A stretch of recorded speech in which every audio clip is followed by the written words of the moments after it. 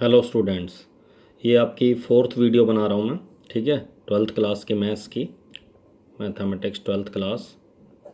ठीक है, इसमें हम पढ़ेंगे transpose of A matrix and symmetric and skew symmetric matrix. Clear है यहाँ तक? इजी टॉपिक है। सबसे पहले आता है what is A transpose. Transpose क्या होता है? किसी भी मैट्रिक्स का ट्रांसपोज के सिंबल होते हैं, कैपिटल टी, स्मॉल टी या प्राइम, ए प्राइम बोलते हैं इसको। ठीक है, ट्रांसपोज के सिंबल हैं तीनों। तो ट्रांसपोज का मतलब होता है जैसे कोई भी गिवन मैट्रिक्स है, ए आई जे स्टैंडर्ड फॉर्म, मैंने इसका ऑर्डर लिखा है एम बाय एन।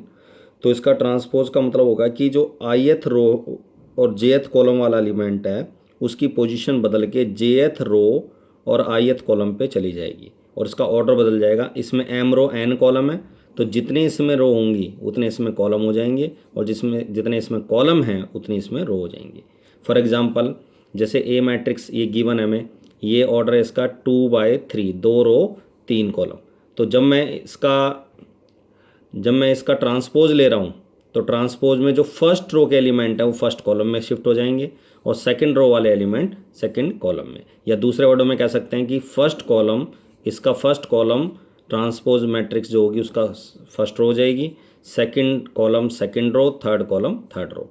तो आपने देखा इसका ऑर्डर था 2/3, तो इसका ऑर्डर क्या हो गया 3/2। तो अगर कोई मैट्रिक्स स्क्वायर मैट्रिक्स नहीं है तो उसका ऑर्डर भी चेंज होगा। स्क्वायर मैट्रिक्स का तो ऑर्डर सेम रहेगा, 2/2 है तो 2/2 रहेगा ट्रांसपोज करने के बाद भी। और जो एलिमेंट्स की पोजीशन है वो चेंज हो जाएगी। जो फर्स्ट रो वाले एलिमेंट है वो फर्स्ट कॉलम में, सेकंड रो वाला एलिमेंट है वो सेकंड कॉलम में। मतलब I12 वाला element first row second column वाला एलिमेंट कहाँ चला जाएगा जी? Sorry, first row first column वाला element first row first column में ही रहेगा। ठीक है, और फर्स्ट रो सेकंड कॉलम वाला एलिमेंट जैसे यहाँ 2 है, ये कहाँ चला गया ट्रांसपोज होने के लेने के बाद? सेकंड रो और फर्स्ट कॉलम में। क्लियर है यहाँ तक? तो ये शिफ्ट हो जाएगा, आई जे वाला एलिमेंट जे आई पे शिफ्ट हो जाएगा। क्लियर है यहाँ तक? ट्रांसपोज में रो को कॉलम से बदलना है, सीधी सी बात है। नोट, इसमें इंपॉर्टेंट कुछ पॉइंट्स हैं। जैसे दो मैट्रिक्स को ऐड या सब्ट्रैक्ट करने के बाद उसका अगर मैं ट्रांसपोज लेता हूँ तो वो उसी के बराबर होगा जैसे ए का ट्रांसपोज, पहले ट्रांसपोज ले लूँ फिर ऐड कर दूँ या सब्ट्रैक्ट कर दूँ तो इक्वल होंगे। इसी तरह मल्टीप्लाई में ए बी का होल ट्रांसपोज इक्वल टू होगा जी बी ट्रांसपोज पहले आएगा, बी पहले आएगा और ए बाद में आएगा, मतलब रिवर्स हो जाएंगी मैट्रिक्स। क्लियर है यहाँ तक? उसके बाद आता है जी ए ट्रांसपोज का ट्रांसपोज क्या हो जाएगा? ए। तो इसमें जो सेकंड पॉइंट है वो सबसे ज़्यादा इंपॉर्टेंट है और इसी के ऊपर इस टॉपिक से क्वेश्चन आता है, आने के चांस होते हैं सबसे ज़्यादा। जैसे मैंने यहाँ लिखा भी है, अगर ए मैट्रिक्स हमें गिवन है, बी मैट्रिक्स गिवन है, तो ये कह रहा है वेरीफाई करो ए बी का transpose is equal to B transpose into A transpose. ये वेरीफाई करना है। तो सबसे पहले इसकी लेफ्ट हैंड साइड अगर हम लेते हैं तो ए बी का ट्रांसपोज है, तो ए बी का मतलब ए को बी से मल्टीप्लाई करने के बाद होल ट्रांसपोज है, तो पहले मल्टीप्लाई करेंगे रो टू कॉलम, मल्टीप्लाई करें तो आ जाएगा 2 + 0 - 1 दैट इज़ 1। इसी तरह मल्टीप्लाई सेकंड कॉलम से करेंगे तो 1 + 0 + 1 दैट इज़ 2। इसको फर्स्ट रो सेकंड रो को फर्स्ट कॉलम से मल्टीप्लाई करेंगे तो -2 + 6 और -1 दैट इज़ आपका आ जाएगा जी आपका ये आ जाएगा 3। उसके बाद आ जाएगा जी सेकंड और सेकंड कॉलम को मल्टीप्लाई करके 4। और इसका ट्रांसपोज अभी हमने लिया नहीं है, तो ट्रांसपोज अब जब इसके लेंगे तो फर्स्ट रो को हम कहाँ से चेंज कर देंगे? फर्स्ट कॉलम में, सेकंड रो सेकंड कॉलम में। तो ये आपका मल्टीप्लाई लेफ्ट साइड आ गई। क्लियर है यहाँ तक? अब आती है जी right hand side. Right hand side थी B transpose into A transpose. तो पहले बी मैट्रिक्स मैंने यहाँ पुट करी, बी मैट्रिक्स रखी, ए मैट्रिक्स यहाँ पुट कर दी मैंने।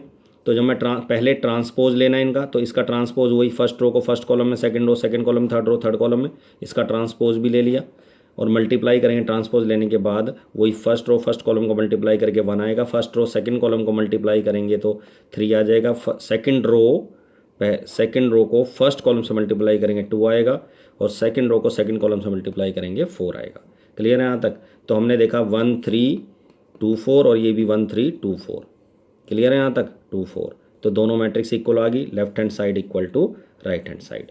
तो ये आपका था ट्रांसपोज। अब आता है type of matrices. Type of matrices में सबसे पहले आती है जी आपकी सिमेट्रिक मैट्रिक्स। ठीक है, सिमेट्रिक मैट्रिक्स। सिमेट्रिक मैट्रिक्स को डिफाइन करना हो तो इसका डेफिनेशन होती है कि a square matrix, important word है कि स्क्वायर मैट्रिक्स ये हमेशा जो होती है सिमेट्रिक मैट्रिक्स वो स्क्वायर फॉर्म में होती है। तो a square matrix is said to be a symmetric matrix if A transpose is equal to ए।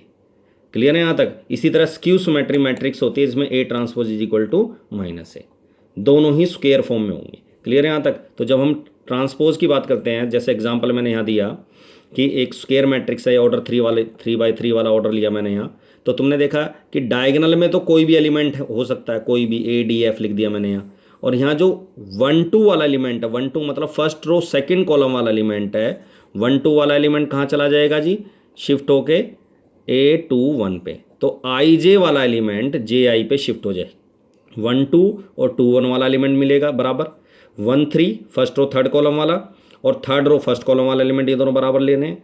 इसी तरह second row third column, third row second column, ये दोनों एलिमेंट बराबर लेने हैं। तो ये बराबर अगर हम लिखते हैं तो ये आपकी क्या है जी, सिमेट्रिक। सिमेट्रिक का मतलब होता है symmetric along the diagonal. Along the diagonal मतलब डायगोनल से ऊपर और नीचे की तरफ दोनों साइड जो एलिमेंट्स हैं वो उनकी एलिमेंट्स वो सिमेट्रिक फॉर्म में है। क्लियर है यहाँ तक।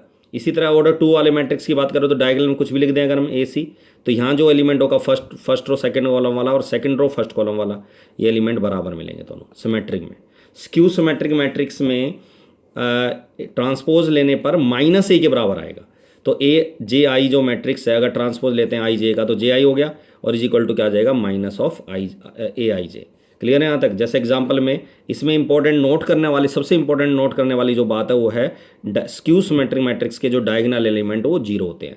1 मार्क्स में भी आ सकता है क्या कि right the value of diagonal elements of a skew symmetric matrix, तो उसका आंसर क्या होगा, 0। क्लियर है यहाँ तक। तो ये 1 मार्क्स में आ सकता है, सिंपल सा क्वेश्चन है। तो ये पता होना चाहिए कि डायगोनल एलिमेंट हमारे स्क्यू सिमेट्रिक मैट्रिक्स के हमेशा क्या होते हैं, 0। अच्छा, बाकी वही 1 2 वाला एलिमेंट 2 1 वाला एलिमेंट बराबर होगा, लेकिन अपोजिट साइन होंगे क्योंकि माइनस है। बी है अगर यहाँ माइनस बी होगा, सी है तो माइनस सी होगा। इसी तरह अगर यहाँ डायगोनल में 0 हो गया, बाकी अगर यहाँ 2 है तो -2, अगर यहाँ 2 है तो यहाँ -2। एलिमेंट्स अपोजिट साइन के होंगे पोजिशन वाइज। मीन्स A12 जो एलिमेंट होगा 1 2 वाला एलिमेंट वो 2 1 के तो बराबर होगा बट माइनस टाइम्स होगा। ठीक है, क्लियर, माइनस का फर्क मिलेगा। अब इसमें कुछ इंपॉर्टेंट बातें हैं, पॉइंट हैं, नोट करने वाली बातें हैं। ठीक है, वो क्या है जी कि एलिमेंट जो होंगे मेन डायगोनल्स के स्क्यू सिमेट्रिक मैट्रिक्स के वो सारे 0 होंगे। इसके ऊपर प्रूव करना भी आ सकता है कि प्रूव करो कि डायगोनल एलिमेंट्स के सारे एलिमेंट जो होते हैं स्क्यू सिमेट्रिक मैट्रिक्स के वो 0 होते हैं डायगोनल एलिमेंट। तो इसके लिए प्रूफ है इसका, ए कोई मैट्रिक्स लेट कर लिया मैंने ए आई जे वाली फॉर्म में, be any skew symmetric matrix. अब हमें पता है अगर स्क्यू सिमेट्रिक मैट्रिक्स है तो ए ट्रांसपोज बराबर क्या होगा, माइनस ए ट्रांसपोज, इसका ट्रांसपोज लूँगा तो आई जे कहाँ जाएगा, जे आई पे, और माइनस ए का मतलब माइनस टाइम्स ऑफ ए आई जे। और हमें पता है दो मैट्रिक्स इक्वल कब होती है, जो उनके कॉरस्पॉन्डिंग एलिमेंट्स इक्वल होते हैं। कॉरस्पॉन्डिंग एलिमेंट्स को इक्वल रख दिया मैंने, एलिमेंट्स को इक्वल रख दिया, ये तो मैट्रिक्स से इक्वल, और यहाँ क्या आ गया आपका, मैट्रिक्स का सिंबल हटा दिया मैंने तो क्या आ गया, ये एलिमेंट इक्वल आ गए। और हमें पता है जो डायगोनल एलिमेंट होते हैं, डायगोनल एलिमेंट उनमें आई और जे की वैल्यू क्या होती है, बराबर। जैसे फर्स्ट डायगोनल एलिमेंट होगा A11, ठीक है, उसके बाद diagonal element second diagonal element क्या होगा 2 2, थर्ड वन वाला लिखेंगे तो आप सबको पता है क्या होगा 3 3। तो डायगोनल एलिमेंट्स में जो आई और जे की वैल्यू होती है वो कैसी होती है जी, 1 1 2 2 और 3 3। तो आई इक्वल टू क्या होता है हमारा, जे। तो आई की जगह में जे की जगह मैंने आई पुट कर दिया इसमें, तो ए आई आई बराबर माइनस ए आई। इसको इधर ऐड कर दिया दोनों साइड, तो ऐड करेंगे तो ट्वाइस ऑफ ए आई आई बराबर 0 और ए आई बराबर 0। और आई अगर 1 है तो 1 1 हो गया, 2 है तो 2 2 हो गया, 3 है तो 3 3। और ये किसको रिप्रेजेंट करते हैं, डायगोनल एलिमेंट्स को, that are all equal to 0। Hence all the diagonal elements of a skew symmetric matrix are 0, all 0। Clear है यहाँ तक। अब इसमें कुछ इंपॉर्टेंट पॉइंट्स हैं छोटे से, इन दो सिमेट्रिक और स्क्यू सिमेट्रिक मैट्रिक्स के, जो मैं डिस्कस कर रहा था। सेकंड पॉइंट है, पहले तो मैंने डिस्कस कर दिया कि डायगोनल एलिमेंट जो होंगे स्क्यू सिमेट्रिक मैट्रिक्स के वो क्या होंगे, सारे 0। दूसरा पॉइंट है, अगर किसी भी स्क्वायर मैट्रिक्स में उसी का ट्रांसपोज लेके अगर हम ऐड करते हैं तो हमेशा सिमेट्रिक ही आएगी हमेशा, और अगर माइनस करते हैं तो हमेशा क्या आएगा, स्क्यू सिमेट्रिक। अगर किसी स्क्वायर मैट्रिक्स में उसी स्क्वायर मैट्रिक्स का ट्रांसपोज ऐड करते हैं तो सिमेट्रिक मैट्रिक्स प्राप्त होगी हमें, और माइनस करते हैं तो स्क्यू सिमेट्रिक मैट्रिक्स मिलेगी। क्लियर है यहाँ तक। तो इन दोनों रिजल्ट से एक नया रिजल्ट हमें पता चल जाता है, और इम्पोर्टेंट भी है ये कि अगर किसी स्क्वायर मैट्रिक्स को हमें 2 मैट्रिक्स में ब्रेक करना हो, जिसमें से एक सिमेट्रिक हो और दूसरे वाली स्क्यू सिमेट्रिक हो, तो जो P होगी सिमेट्रिक जो मैट्रिक्स होगी वो इस फॉर्म में होगी, that is A plus A transpose. Half इसलिए लिया क्योंकि इन दोनों का सम क्या आना चाहिए, ए। तो half of A plus A transpose symmetric होगी, और half of A minus A transpose क्या होगी, स्क्यू सिमेट्रिक। तो ये सिमेट्रिक है और ये हमारी क्या है जी, हमारी this is skew symmetric. Clear है यहाँ तक? ठीक है। तो अभी इस क्लास में मैंने आपको ट्रांसपोज बताया, सिमेट्रिक और स्क्यू सिमेट्रिक मैट्रिक्स के बारे में बताया।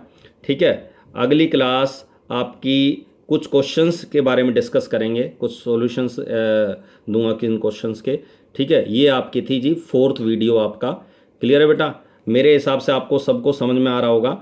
ठीक है। इस वीडियो को देखने के बाद अपना कमेंट ज़रूर करना मुझे कि कैसा लग रहे हैं आपको, एक जो वीडियोज़ हैं क्लासेस की वीडियो है, या सही लग रहे हैं या इनमें कुछ इम्प्रूवमेंट की ज़रूरत है। क्लियर है? चलो दैट्स ऑल।